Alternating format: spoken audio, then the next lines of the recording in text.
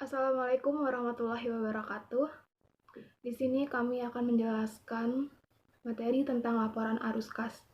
Sebelumnya, perkenalkan nama saya Anissa Septi Aris Haziah, NPM 19755008, bersama dengan teman-teman saya, Aulia Balkis, NPM 19755009, Hania Desita, NPM 19755016, Revita Lutfina Putri, NPM 19755035. Laporan arus kas. Entitas pelaporan yang wajib menyusun dan menyajikan laporan arus kas adalah unit organisasi yang mempunyai fungsi pembendaharaan umum. Unit organisasi yang mempunyai fungsi pembendaharaan umum ini adalah unit yang ditetapkan sebagai bendaharawan umum negara atau daerah dan atau kuasa pembendaharaan umum negara ataupun daerah. Laporan arus kas sendiri yaitu bagian dari laporan finansial yang menyajikan informasi penerimaan dan pengeluaran kas selama periode tertentu, yang diklasifikasikan berdasarkan aktivitas operasi, investasi, pendanaan, dan transitoris. Laporan arus kas. Entitas pelaporan yang wajib menyusun dan menyajikan laporan arus kas adalah unit organisasi yang mempunyai fungsi pembendaharaan umum. Unit organisasi yang mempunyai fungsi pembendaharaan umum ini adalah unit yang ditetapkan sebagai bendaharawan umum negara atau daerah dan atau kuasa pembendaharaan umum negara ataupun daerah. Laporan arus kas sendiri yaitu bagian dari laporan finansial yang menyajikan informasi penerimaan dan pengeluaran kas selama periode tertentu, yang diklasifikasikan berdasarkan aktivitas operasi, investasi, pendanaan, dan transitoris. Dalam laporan arus kas, ada sedikit perbedaan dalam klasifikasi dan unsur LAK versi SAP berbasis CTA dan LAK versi SAP berbasis akrual. Menurut klasifikasinya, LAK SAP berbasis CTA itu terdiri atas aktivitas operasi, aktivitas investasi non-keuangan, aktivitas pembiayaan, dan aktivitas non-anggaran. Sedangkan LAK SAP berbasis akrual itu terdiri atas aktivitas operasi, aktivitas investasi, aktivitas pendanaan, dan aktivitas transitoris. Berdasarkan aktivitas investasi non-keuangan, LAK SAP berbasis CTA itu mencangkup penerimaan atau pengeluaran kas dari transaksi penjualan atau pembelian aset tetap. Sedangkan LAK SAP berbasis akrual ini, dia tidak ada cangkupannya. Lalu untuk aktivitas investasi ini, LAK SAP berbasis CTA ini nggak ada cangkupannya, tetapi LAK SAP berbasis akrual ini memiliki dia ini mencangkup penerimaan atau pengeluaran kas transaksi penjualan atau pembelian aset tetap, perolehan atau penjualan investasi jangka panjang, pembentukan atau pencairan dana cadangan. Berdasarkan aktivitas pembiayaan, LAK SAP berbasis CTA mencangkup penerimaan pengeluaran dari kas transaksi perolehan atau penjualan investasi jangka panjang, penarikan atau pembayaran pinjaman, pembentukan atau pencairan dana. Sedangkan LAK SAP berbasis akrual ini, dia tidak mencangkup apa-apa dalam aktivitas pembiayaan, tapi dalam aktivitas pendanaan, LAK SAP berbasis akrual ini mencangkup transaksi penerimaan atau pengeluaran kas dari transaksi penarikan atau pembayaran pinjaman. Sedangkan LAK SAP berbasis CTA ini tidak mencangkup dalam aktivitas pendanaan. Berdasarkan aktivitas non-anggaran, LAK SAP berbasis CTA ini mencangkup penerimaan atau pengeluaran kas dari transaksi di luar APBD seperti transaksi PFK, contoh iuran, taspen, askes. Sedangkan LAK SAP berbasis akrual ini dia memiliki substansinya sama, hanya beda istilah dengan LAK SAP berbasis CTA. Kalau di LAK SAP berbasis akrual ini istilahnya itu aktivitas transitoris. Selanjutnya, Saya Aulia Balkis. Di sini saya akan menjelaskan tentang aktivitas operasi.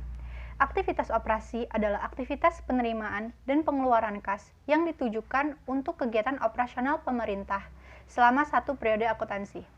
Arus kas bersih aktivitas operasi merupakan indikator yang menunjukkan kemampuan operasi pemerintah dalam menghasilkan kas yang cukup untuk membiayai aktivitas operasionalnya di masa yang akan datang, tanpa mengandalkan sumber pendanaan dari arus masuk kas dari aktivitas operasi terutama itu diperoleh dari penerimaan perpajakan, yang kedua penerimaan negara bukan pajak (PNBP) atau retribusi, yang ketiga penerimaan hibah, yang keempat penerimaan bagian laba perusahaan negara atau daerah dan investasi lainnya, yang kelima penerimaan lain-lain atau penerimaan dari pendapatan luar biasa, dan yang terakhir itu ada penerimaan transfer. Arus keluar kas untuk aktivitas operasi terutama itu digunakan untuk yang pertama pembayaran pegawai, pembayaran barang, pembayaran bunga, pembayaran subsidi, pembayaran hibah, pembayaran bantuan sosial, pembayaran lain-lain atau kejadian luar biasa, dan yang terakhir itu ada pembayaran transfer. Selanjutnya ada aktivitas investasi. Aktivitas investasi adalah aktivitas penerimaan dan pengeluaran kas yang ditujukan untuk perolehan dan pelepasan aset tetap serta investasi lainnya yang tidak termasuk dalam setara kas. Arus kas dari aktivitas investasi mencerminkan penerimaan dan pengeluaran kas bruto dalam rangka perolehan dan pelepasan sumber daya ekonomi yang bertujuan untuk meningkatkan dan mendukung pelayanan pemerintah kepada masyarakat di masa yang akan datang. Arus kas dari aktivitas investasi terdiri dari yang pertama itu ada penjualan aset tetap, yang kedua penjualan aset lainnya, yang ketiga pencairan dana cadangan, yang keempat penerimaan dari divestasi, dan yang kelima itu ada penjualan investasi dalam bentuk sekuritas. Selanjutnya ada arus kas keluar dari aktivitas investasi, yaitu terdiri dari perolehan aset tetap, perolehan aset lainnya, pembentukan dana cadangan, pernyataan modal pemerintah, dan yang terakhir itu pembelian investasi dalam bentuk sekuritas. Selanjutnya yaitu tentang aktivitas pendanaan. Jadi aktivitas pendanaan itu merupakan aktivitas penerimaan dan pengeluaran kas yang berhubungan dengan pemberian piutang jangka panjang atau utang jangka panjang yang mengakibatkan perubahan dalam jumlah dan komposisi piutang jangka panjang dan utang jangka panjang.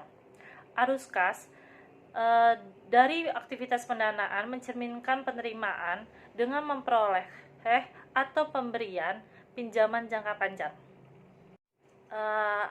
Arus kas masuk dari aktivitas pendanaan antara lain yaitu pertama ada penerimaan utang luar negeri, yang kedua ada penerimaan dari utang obligasi, yang ketiga yaitu ada penerimaan kembali pinjaman kepada pemerintah daerah, yang keempat yaitu ada penerimaan kembali pinjaman kepada perusahaan negara.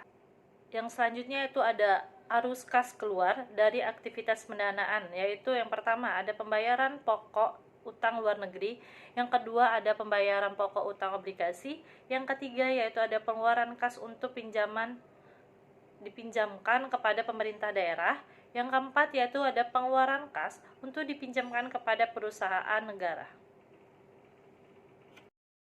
Selanjutnya, saya Revita Lutfina Putri akan menjelaskan tentang ilustrasi penyusunan laporan arus kas.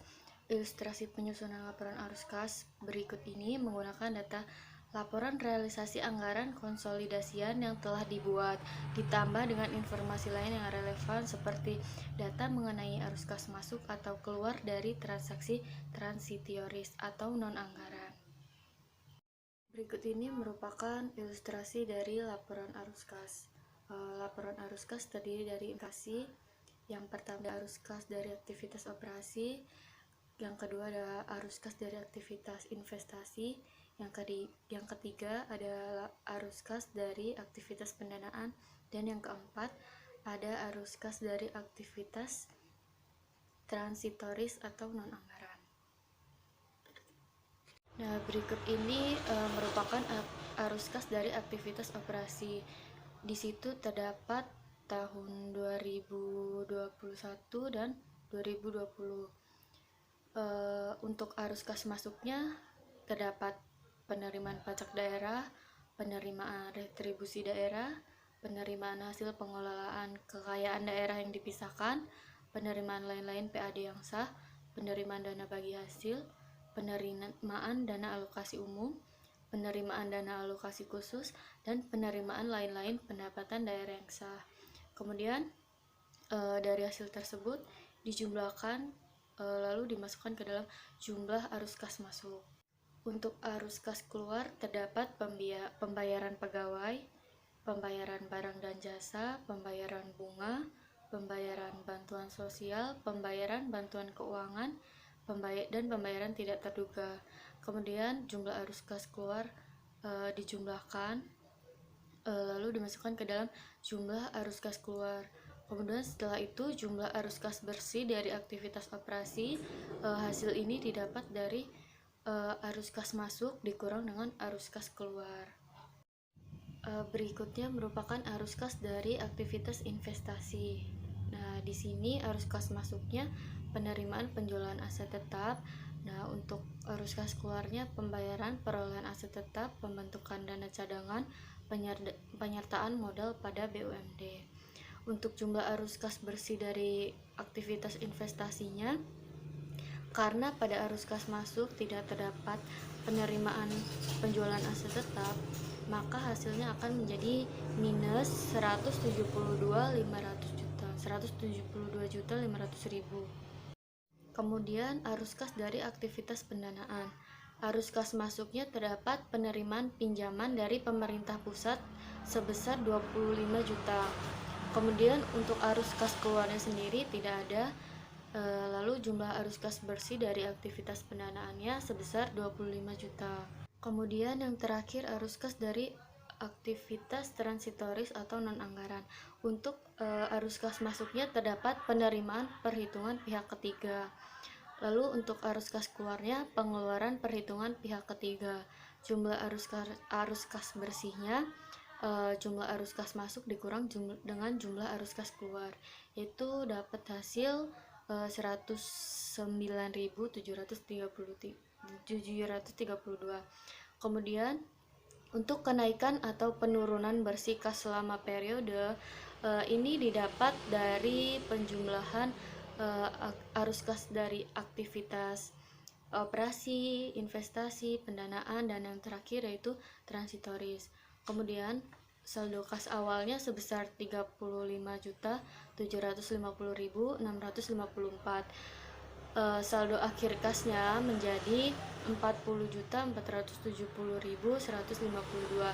Nah, itu didapat dari kenaikan atau penurunan bersih kas selama periode ditambah dengan saldo kas awal tersebut. Sekian presentasi dari kelompok kami. Apabila ada kurang-kurang atau salah kata, kami mohon maaf. Terima kasih.